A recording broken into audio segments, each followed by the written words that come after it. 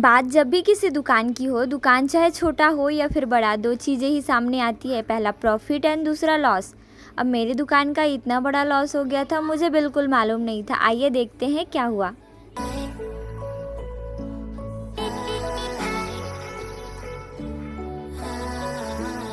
Hello everyone, good evening, Radhe Radhe. उम्मीद करती हूँ आप सभी अच्छे होंगे और आप सभी का स्वास्थ्य अच्छा होगा। सम रीज़न्स आज मुझे कुछ काम था और मैं सुबह से रूम में ही थी थोड़ी सी, और इसके वजह से काफ़ी ज़्यादा डिस्टर्बेंस भी हुआ। मैंने सुबह से पढ़ाई भी नहीं किया, क्योंकि कभी कभी होता है ना, हमारे पास कुछ ऐसे प्रॉब्लम्स होते हैं ना जिनका एक्सक्यूज़ होता, ना एक्सप्लेनेशन होता है, ना ही सॉल्यूशन होता है। मेरा बेड में सारा चीज़ फैला हुआ है, क्योंकि मैं पूरे दिन रूम में ही थी। अभी मम्मी मुझे थोड़े पैसे देकर गई हैं और खूब सारा डांट लगा के गई हैं। सम रीज़न्स हमारा जो दुकान है वो पिछले 2 महीने से काफ़ी ज़्यादा लॉस में चल रहा है और मुझे ये बात बिल्कुल भी नहीं पता था।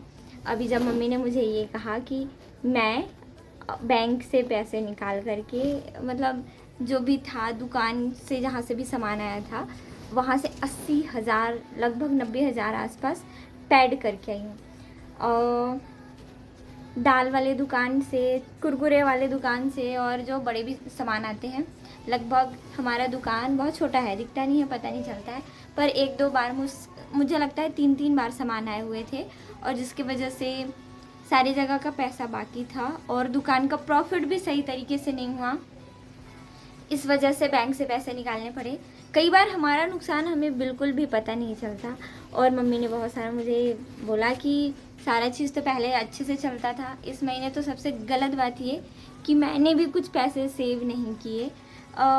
एग्ज़ाम चल रहा था मेरा, और इस वजह से मैंने भी सही तरीके से ध्यान नहीं दिया और काफ़ी ज़्यादा नुकसान हो गया। पर मम्मी ने बहुत प्यार से, मतलब बस ये कहा कि थोड़ा सा ध्यान दो, क्योंकि बैठ रही हो और चीज़ें मेंटेन करने की ज़रूरत है। तो मुझे भी लगा, हालांकि मेरी मम्मी मुझे डांटती नहीं है, पर कुछ चीज़ें जैसे होता है ना कि आपके पेरेंट्स आपसे उम्मीद करते हैं, और मेरे घर वाले तो मुझे ऐसे आँख बंद करके भरोसा करते हैं, क्योंकि सारा चीज़ काफ़ी टाइम से मैं मेंटेन करके रख रही हूँ, सारी चीज़ें मेरे भरोसे हैं। और एक भी पैसा, मतलब ऐसा होता है ना कि हम कहीं से कहीं खर्च कर रहे हैं। मेरी जनरेशन में, मतलब सारे लोग नहीं पर बहुत सारे लोग अपने शौक के लिए कुछ भी चीज़ें अपने पेरेंट्स से बिना कहे पूछे यूज़ करते हैं। हाँ देखो आ गया, ठीक है, आ रही हूँ।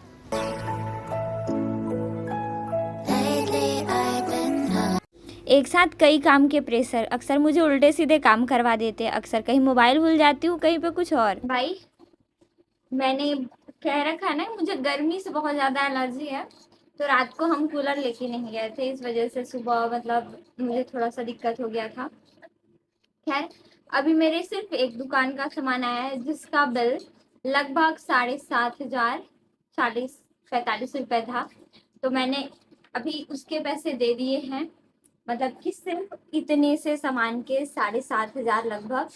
और अभी दूसरे दुकान का आएगा, और शायद तीसरे दुकान का भी आज चांसेस है, पर मुझे लगता है तीसरे दुकान का कुछ सामान जो है, मतलब वो सारी चीज़ें मम्मी लेके आई थी, मैं जब मतलब अंदर थी। तो अक्सर ना मुझे गर्मी की वजह से 2 चीज़ें होती है, या तो मेरे पेट में एलर्जीज हो जाता है, मतलब जैसे सारे लोगों को होता है, और दूसरा हो जाता है उल्टी।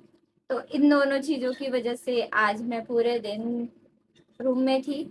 अभी फ़िलहाल मैं उतनी सही नहीं हूँ, मुझे काफ़ी ज़्यादा वीक फ़ील हो रहा है, पर मैंने अपना ग्लूकोज़ भी, जो था मेरा, जिसकी वज़ह से मैं अक्सर ज़िंदा रहती हूँ, वो भी ख़त्म हो गया, और मैं घर में बताना भी भूल गई। पिछले 2 दिनों से मैंने कोई एक्स्ट्रा फूड वग़ैरह नहीं खाया है, जिसके एक्स्ट्रा फूड मतलब फ्रूट्स वग़ैरह, जिसकी वज़ह से मुझे थोड़ा-सा वीक फ़ील हो रहा है। ऐसे प्रॉपर डाइट रहता है ना, आप अच्छी चीज़ों को खाते-पीते रहते हो, तो चीज़ें ठीक रहती है। एक्चुअली दुकान की वजह से नहीं, अक्सर पिंकी या फिर घर में लेट खाना वगैरह बनने की वजह से मैं अक्सर लेट खाना खाती हूँ, देर से खाती हूँ। इन सारी चीज़ों की वजह से मेरा डाइट जो रहता है हमेशा अप्स एंड डाउन में रहता है।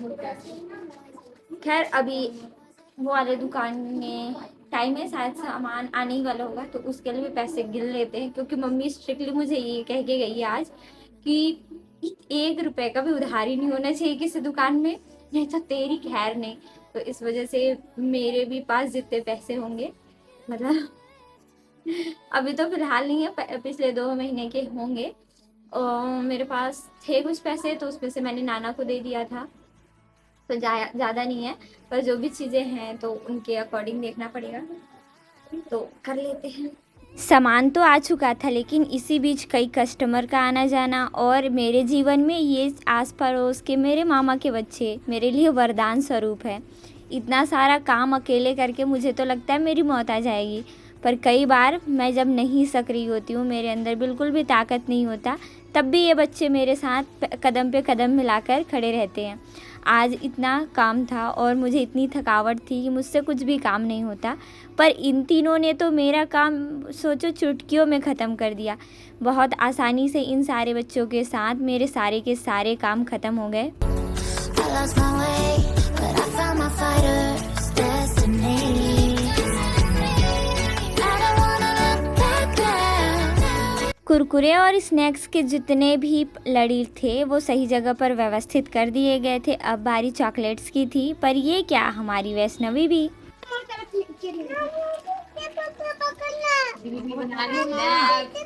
दीदी पकड़ो पकड़ो पकड़ो, ये भी पकड़ो।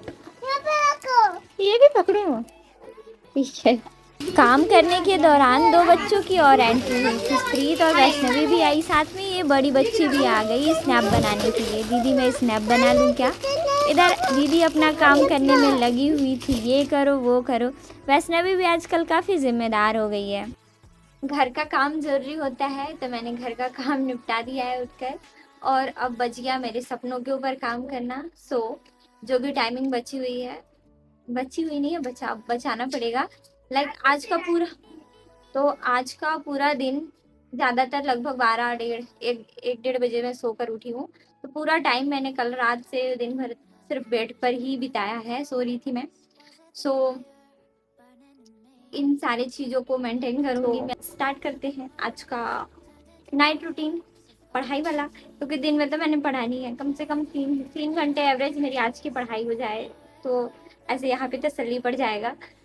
नहीं तो मैं सुबह अपने आप को क्या शक्ल दिखाऊंगी, शीशे के सामने देख के कहूँगी भाई मैंने पूरा दिन सोकर बिताया है।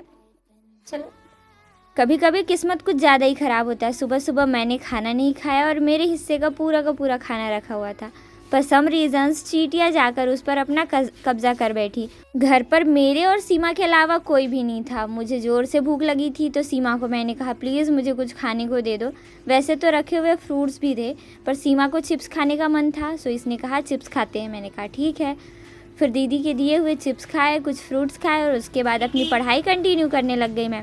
वैसे दुकान में रहने के बाद थोड़ा सा कुछ भी हो, मन में एक रिस्पॉन्सिबिलिटी अलग सी होती है मेरे अंदर। सारे प्रॉब्लम, सारे दुख भूलकर मैं अपने काम पर ही फोकस करती हूँ, बाकी चीज़ों पर बिल्कुल भी ध्यान नहीं जाता। अभी फ़िलहाल मैंने हिस्ट्री पढ़ा, क्योंकि हिस्ट्री थोड़ा सा इजी लगने लगा है, कुछ चीज़ें कवर अप हो गई हैं तो समझ भी आता है, और दूसरे सब्जेक्ट पढ़ने में थोड़ी सी ज़्यादा कंसंट्रेशन की ज़रूरत होती है और दिमाग भी लगाना पड़ता है प्रॉपर। काफ़ी ज़्यादा नुकसान का मैटर है, 80,000 रुपये, और ज़िम्मेदारी अगर मेरे पे है तो मुझे सही तरीके से निभाने की ज़रूरत है।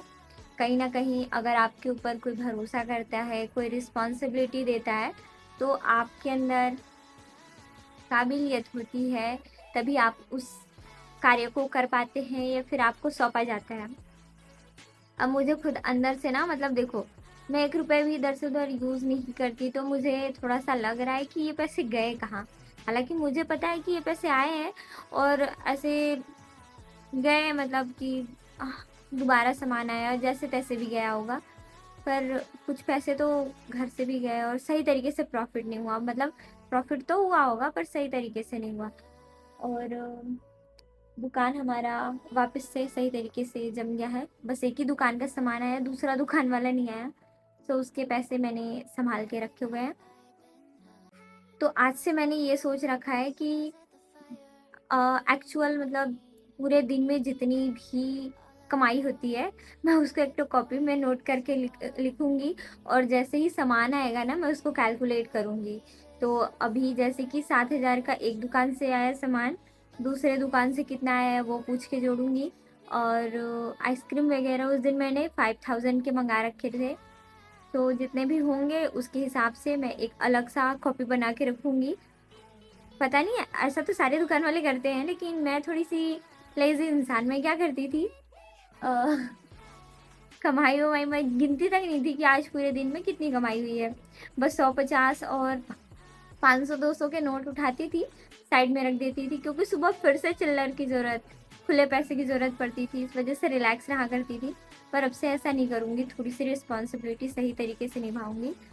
तो बताना आप लोग कमेंट करके कि मुझे और क्या करना चाहिए, क्योंकि मुझे ख़ास बिज़नेस का एक्सपीरियंस नहीं है। मैं भी शुरुआती तौर पे एक बिज़नेस गर्ल हूँ, मतलब कि अपना छोटा सा दुकान संभाल रही हूँ।